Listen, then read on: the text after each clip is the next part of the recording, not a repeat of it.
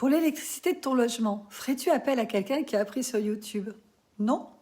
Ferais-tu confiance à quelqu'un se disant plein de bon sens et ayant connu des problèmes d'électricité? Moi, j'hésiterais beaucoup. Eh bien, ça s'applique aussi au métier de l'accompagnement du deuil. Pourquoi faire ce drôle de métier?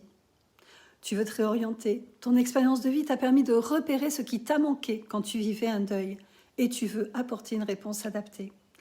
Et souvent, tu cherches une formation diplômante, mais il n'y en a pas. Un bon début, une solide formation de base en relation d'aide. Pour te spécialiser, il existe 2 DU, des diplômes universitaires en France, sur le deuil. Et moi, je te propose une formation digitale et humaine. Tu constates peut-être que cette problématique émerge dans plusieurs de tes accompagnements et tu te sens un peu perdu, voire démuni ou angoissé. Tu as besoin d'en savoir plus, car ta bonne volonté et ton bon sens ne vont pas suffire. Je te propose justement des petits modules pour construire ton parcours en fonction de tes acquis et de tes objectifs.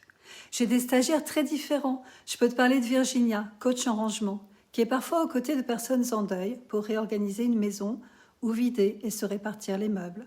Ou d'Angélique, coach intuitif, qui parfois accompagne des personnes en deuil.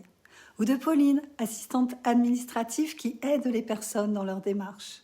Ou de Christian, sophrologue, qui organise des séjours pour des personnes en deuil. Ou encore d'Elisabeth, psychopraticienne, qui veut se spécialiser dans l'accompagnement du deuil. Alors oui, avoir vécu un deuil soi-même, c'est peut être une très bonne raison de vouloir accompagner. Mais ce n'est pas suffisant.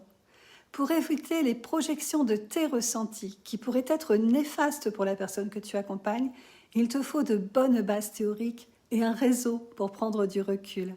Et c'est ça ce que tu trouves chez moi.